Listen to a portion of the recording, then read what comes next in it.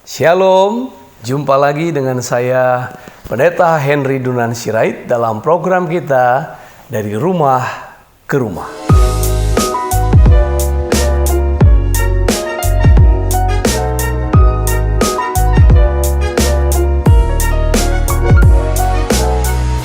Saudara, pada episode yang lalu kita sudah bahas perihal bagaimana membesarkan jiwa. Kita sudah lihat tanda-tanda ciri-ciri kebesaran jiwa dan hal-hal yang membahagiakan dan membesarkan jiwa kita.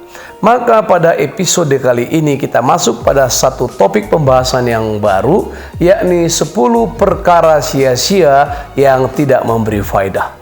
Berarti ada 10 perkara sia-sia yang harus kita buang jauh-jauh, yang kita harus hindarkan dari kehidupan kita. Sekali waktu Tuhan Yesus Kristus berkata di dalam pelayanannya, memberikan perumpamaan. Dia berkata begini, perihal kerajaan surga itu seumpama 10 anak darah.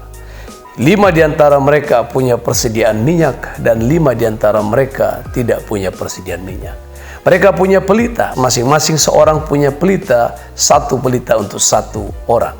Lalu mereka tertidur semua. Dan ketika mempelai datang pada tengah malam, adalah seruan yang berkata, mempelai datang, terjagalah. Maka semua mereka yang tertidur itu terjaga. Tetapi yang punya minyak langsung pelitanya menyala dan menyongsong mempelai. Sementara wanita-wanita yang tidak punya minyak, pelitanya tidak menyala, tidak bisa menyongsong mempelai pria. Nah saudara, itu perumpamaan yang sangat luar biasa yang disampaikan oleh Tuhan Yesus kepada kita.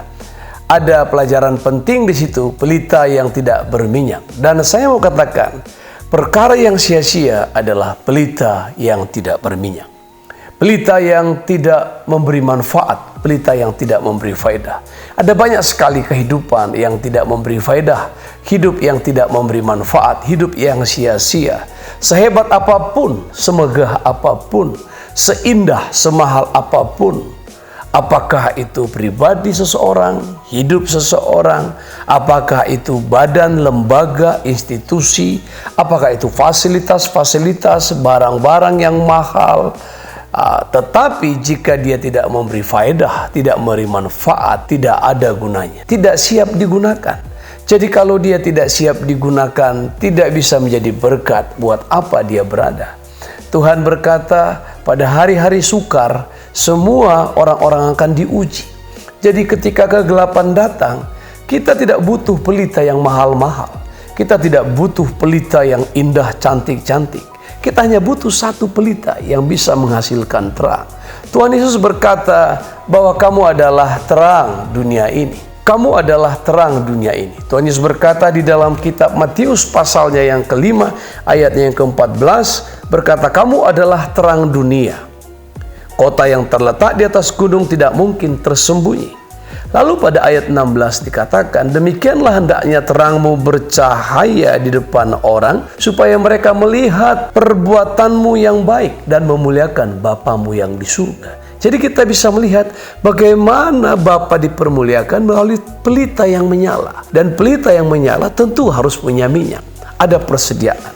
Jadi mari kita menghindari perkara yang sia-sia, yang kelihatan hanya untuk enak dipandang, kelihatan hanya untuk show, tontonan, tetapi tidak pernah membawa manfaat. Jadi akan datang saatnya di mana kita menjadi pribadi yang sangat dibutuhkan ketika terang itu ada pada kita.